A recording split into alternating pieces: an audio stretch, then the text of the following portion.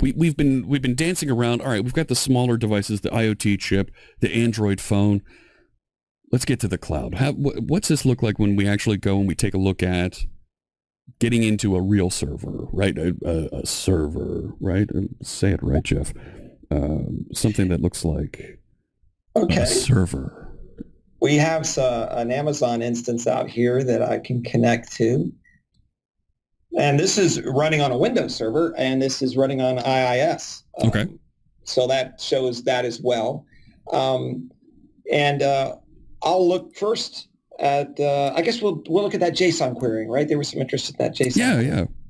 So there's a thing called the document store. Okay. Right? And so this is what this is. And this is all built using some simple PHP scripts and sitting on top of a Zen database instance running out here. Some people worry about performance. So I just wanted to show this real quick. I'll grab one of these MP4 streams here. And if we look at the metadata really quick, it's just this MP4 out there. It's 1280 by 720. I picked this off the web. I'll swear in front of a judge that it's copyright free. So we're all good.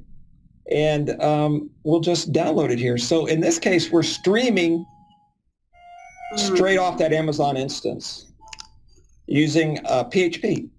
And this blob is sitting right in the database. Okay. So, to me, the performance seems completely satisfactory. And how big was the record? Can we see that? Yeah, it's let's see. Where was I? It was this one. So what is that? 31 meg, 32 meg. Nice. And the reason that works is because PHP is using HTML5 to just return the parts that the browser says I need. Mm. And so it's reading from the database perhaps a meg at a time. But it performed extremely well. Oh my gosh, and yes. The reason I mentioned that also is because this leads into the querying. So in this case, in this particular PHP script, this document store PHP script that's running over on the server, he's doing a query that says just return me all the documents in the collection, or all just a select star. Okay. Right. There's a question in the chat room just asking to clarify the structure you have running here. This is using AWS. There's a Windows server deployed out there running Yes. IIS, and Yes. IIS is connecting and doing the query of the data. That's right. So Okay. IIS has the PHP extension set up, and it's executing the PHP server-side scripts. There you go. Just talking to the database. Absolutely. Okay, so what I've done here is now I've gone into this other demo that's called the documents demo, but it's the same idea. And we're talking to a table out there, a database file, if you will, in this particular format, and I can just list all the documents. And as you can see, that's the exact same table that we looked at previously. But let's say I wanted to do some querying and only return certain things. Well, we can go do that as well. So here is the query. This is select star in the JSON query language. Now, if you're familiar with MongoDB at all, it should feel very familiar. So a JSON query that's empty returns you everything. Sure. But let's say I wanted only documents with this name. I'll copy this guy and put him in our little interactive query box and issue that query. And now we only get back that fellow. The one record.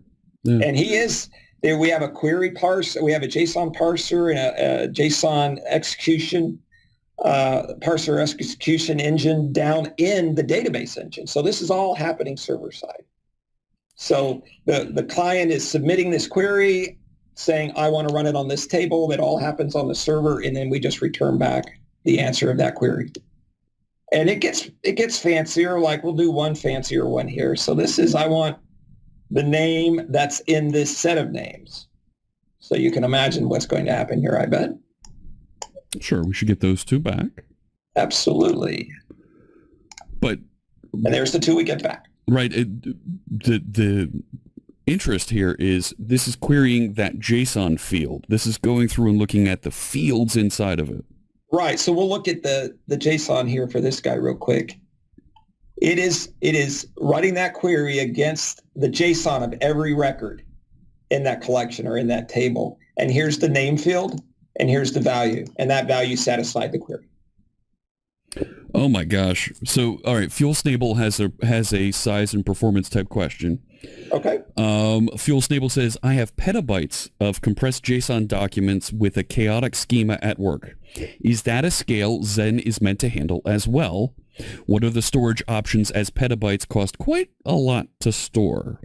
All right. Well, I'll be completely honest with you. I don't believe that.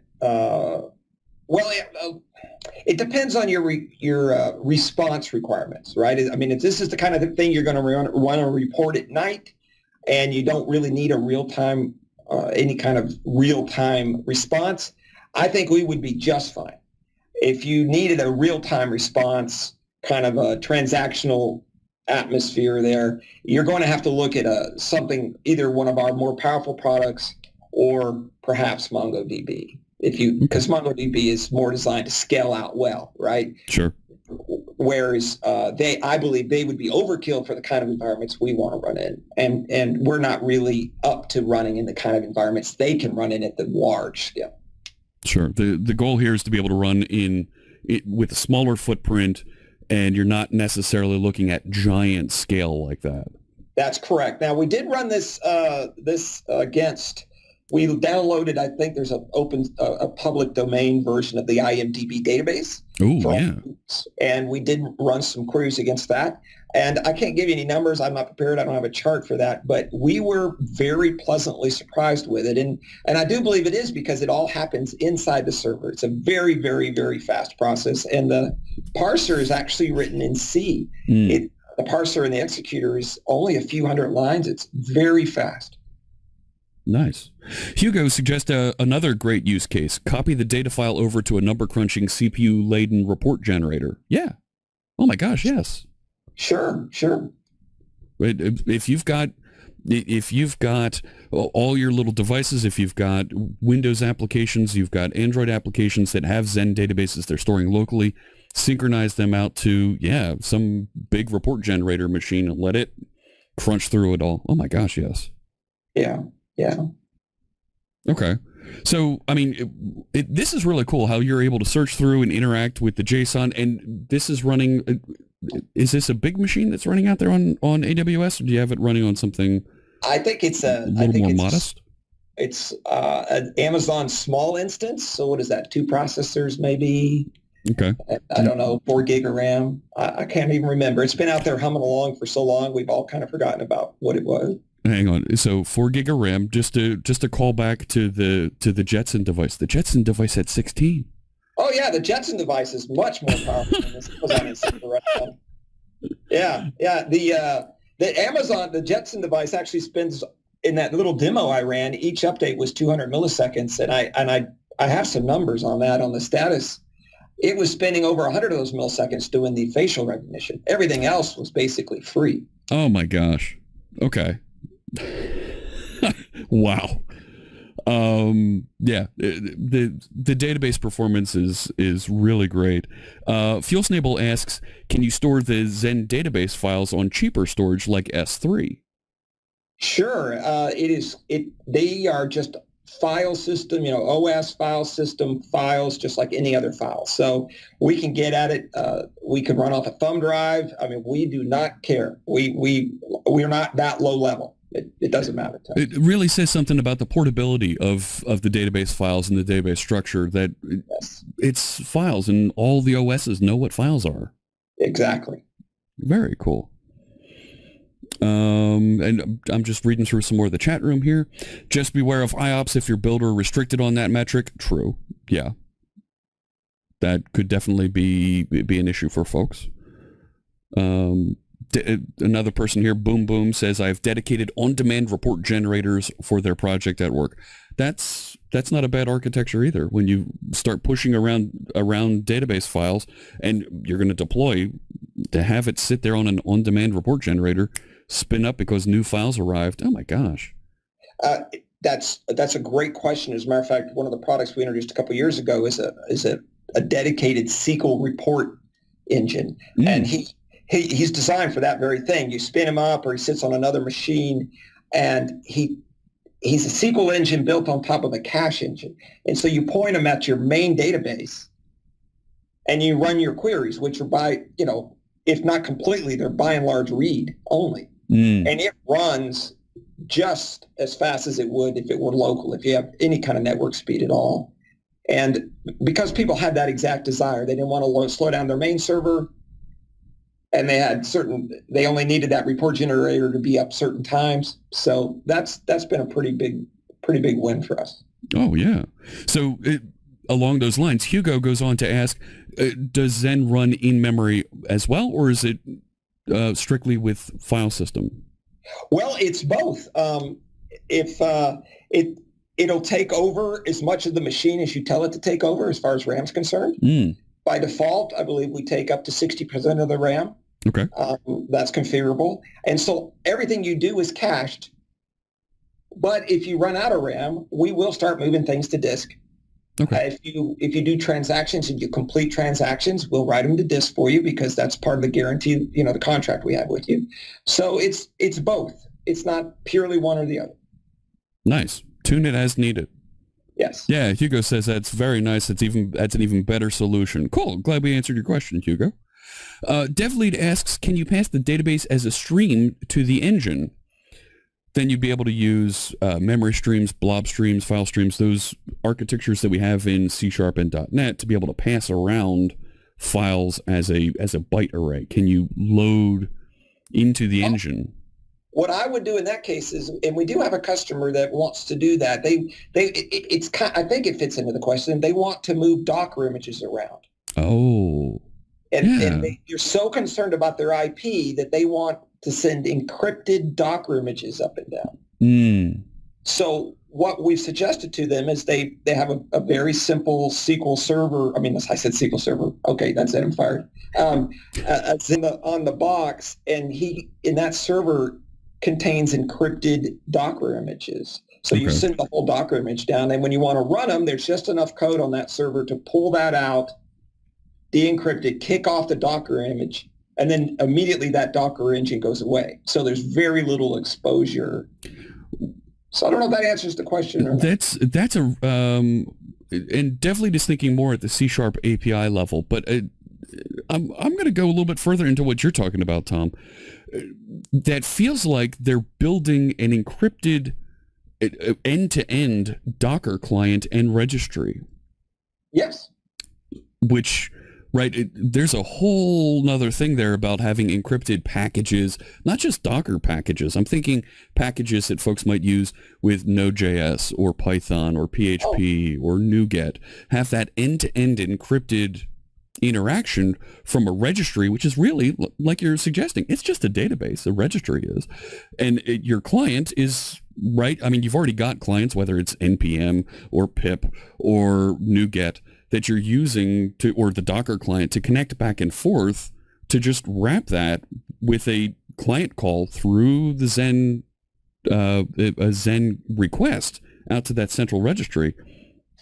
That's pretty impressive. Yeah, I mean, we replace all of that, and we're encrypted, right? So you don't need FTP or SSTP or PIP or whatever. You just talk to us. Yeah, very cool. So we have a friend who goes by Robert Tables in the chat room. We've said containers enough here. They're summoning Robert Tables to join us. He's a fan of containers. So DevLead was thinking more at the C# API level. So if we do have locally stored all of our content for a database, and DevLead, let me know if I'm explaining this correctly. Is there a way for us to connect it to the engine and load, using our C# APIs, the contents of the database? That, I don't think that's something that I have to admit my weakness in C# is probably showing now. It's okay. We do. I mean, are we talking about moving the entire database instance across the wire? Or are we talking just simple client server? reading the question again, can you pass the database as a stream? So I would think the database contents, not a typical select star from or insert into record, right? Those things, it's clear, yeah, you can do that. Yeah. But being able to connect to just the engine and say, here's new files that I want to consume, I want you to start working with. No, I think the only way we would handle that is in a more traditional client server where you have you're running on your phone or your desktop or whatever, and you, by simply changing your connect string, you could connect to another database on another instance. I have two connections and that works all day long. Okay. But that's the way you'd have to do it. Okay. And we've talked a little bit about, and I don't know if you have a demo ready for this, but we have talked a little bit about using the same database files, the same database content, whether it's on the IoT, it's on Android or a mobile device, and out in the cloud. What does that procedure look like if I want to take my files because it's saved to disk, and I want to now migrate and synchronize those files to the cloud database? So we're here on the cloud database. What's that look like? I'm sorry, I'm not set up for that, but it is literally just a file copy. Nice. The closest I could show you is I have a setup where I can talk to that JSON box we were looking at, and I can talk to it from a SQL install we have on a Windows box, but and show you how that would work. But I'm not prepared to move a file currently, unfortunately, That's off okay. that JSON box and move it. But it is really just a file copy. We kind of went off script there. That's okay.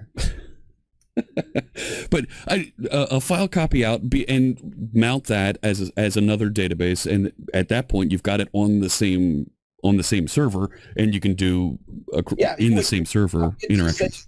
You'd FTP it or copy it to a thumb drive, carry it over to the other box.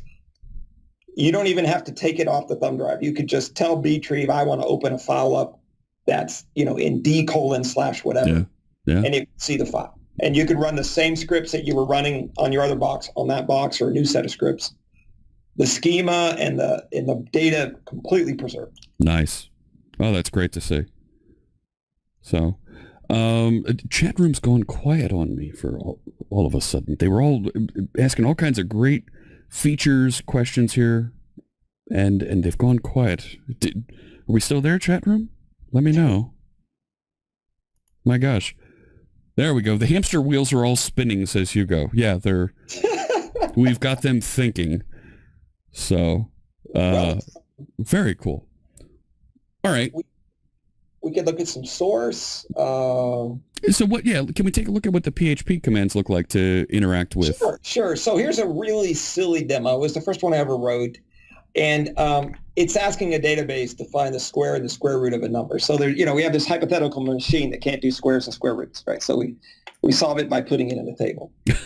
And there's actually a very boring story from an old programmer that'll tell you why this idea actually was used at one time. But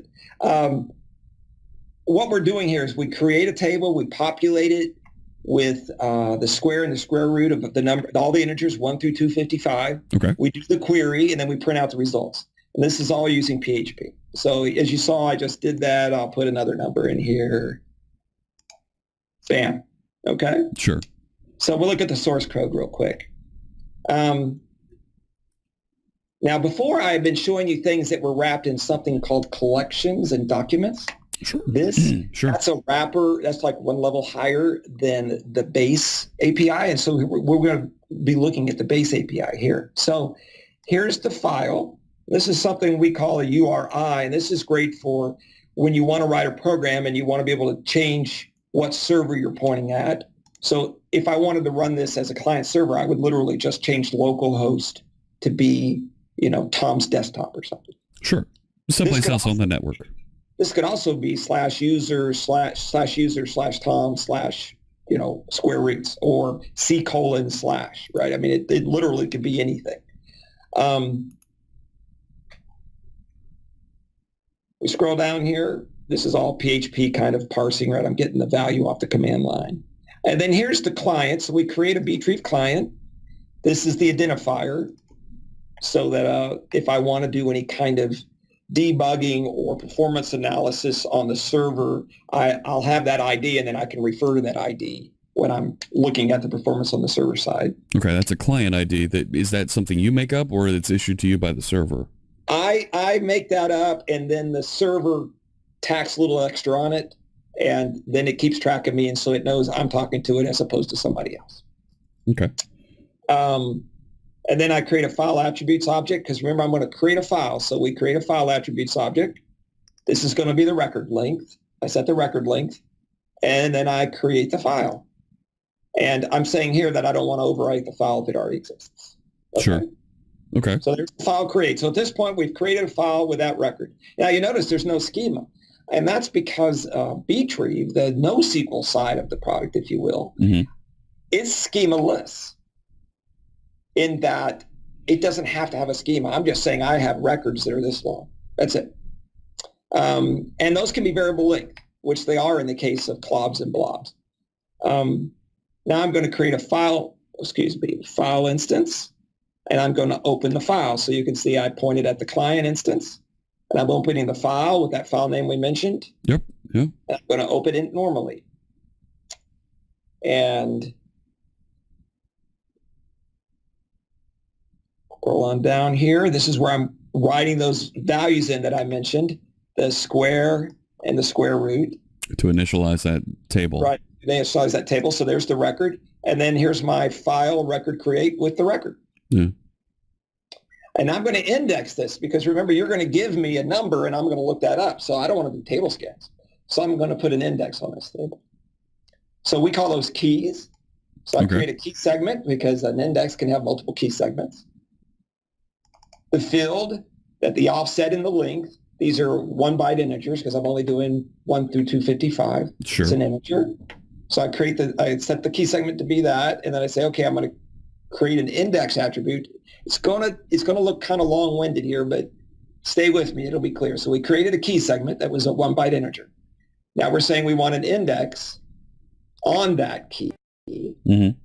So we add that key segment to the index, and then we create the index. And so here's file, that file I opened earlier, index create with these attributes, and I want to call that index number 1. And then you're checking to make sure that there's no errors in the creation, and that assert next. Nice. That's right. So at this point, we've populated the table and we've created an index on it. Very cool. And then I want to look up what you gave me. So here's the integer value passed in. I create a buffer for the record, a buffer for the key. I build that up, and then here's the record retrieve on that file. So I want to get the record where it's equal. We support all the normal things, greater than, less than. And on this index, here's the key and here's the record. Then I unpack the record using PHP. This is all PHP specific. I encode it as JSON, because I'm going to return it back to Apache and return it, in this case, IIS, and then return it back to the script as JSON. Sure. And then at the end, if I've asked to delete the file when I'm done, there's the file delete. So that's the whole shooting match for using the lower level Btrieve interface. Nice. Oh, that's great stuff. So, we've seen how to use Btrieve. We've seen how to use SQL with Zen, IoT, Android, now all the way up in the cloud. A lot of flexibility here. And demos available, free access if folks want to use this inside their mobile applications. Look at how positive. Look at that. 100% perfect sentiment right there. Thank you so much, chat room. I'm glad you're enjoying what we're talking about here around the Zen database. And folks can learn more all about this at Actian.com, right? Yes, absolutely. Terrific. WorldWake says database talk, and they've been studying Neo4j, a graph database. Are there graph database features available for Zen as a side product, perhaps? No. The only thing I can say that we're added lately that's kind of cool is we're adding time series support. Okay. But not graph yet, no. Okay. But we do have other products. If we have some products that are really, really high performant, those kind of things. If that would interest them, they should check that out while they're at the web page. Yeah, right. Different tools for different things, different solutions. Graph database has its place, and you've got down great access for NoSQL structured and columnar based data. Very cool. Libraries for so many languages and platforms. Hugo really likes seeing that. Folks have really enjoyed our discussion here today. Terrific. I should say that with the languages, when we designed the Btrieve interface that we just went through, we were very careful to make sure that it was consumable by Swig. And if you've never heard of Swig, no, I haven't. It's a simplified wrapper interface generator, right? Somebody really, really, really, really wanted to say Swig. But it came out of one of the national labs 10, 20 years ago, right? So these guys had a problem, which was they had these cool APIs that they'd written in C, but they were tired of writing in C. So what do? Well, they figured out that a well-written include file defines an entire API. Oh, yeah, sure. Feed that into this Swig tool, and you say, I want to generate Python, or I want to generate Perl. It'll automatically generate all the wrappers for you. So when we wrote the Btrieve interface, the newer one, we call it Btrieve 2, we were very careful to do that. So that's why we're able to support Perl and PHP and Python and Java pretty simply. And the point I'm getting to is that if you like, for example, Go, right? There's some people who are just crazy about the Go language. Sure. Look, don't look out there and go, oh, they don't support Go. If you download our SDK, the Swig file is there and some simple instructions how to generate it. So if you like Ruby, you like Go, whatever. Nice. Okay. Just go grab those. Take an afternoon and build yourself the interface of your dreams for the language of your dreams, right? I mean, that's the idea. Absolutely. Now, would it make sense to reach out to someone at Actian support to coordinate if we generated API for Go or some other really esoteric language, not esoteric, but something that isn't currently supported, right? VB2 we generated an API for, I don't know. And would it make sense to coordinate if we wanted to say, look, I want to submit this to something that my VB2 community can share? I don't know. I'm picking on Visual Basic version 2 here, but to be able to say, hey, I want to release. I used your tools. I generated the API for this. I'd like to release this and coordinate and make sure that we stay in sync. Is that something that would make sense to partner with Actian so that they can get good support when new features come along? I'm a developer, so I want to say absolutely positively that sounds great. We'd love that. And I know we have blogs, and Linda is actually the support manager, so I'm over looking at her, waiting for some sort of answer. What would they do? Would they just call support or somebody and say, hey, I've done this. Do you guys want access to it, or do you want to talk about it? Right. Probably post it on the community. Oh, we have a community. Fantastic. Have a web just for that sort of thing. So yeah, absolutely. We'd love to hear about it. Yeah, all right. So, there's a suggestion even if there was a Fox Pro interface. Fox Pro, I don't know. You're kind of crossing the streams there to say you want a Fox Pro interface, right?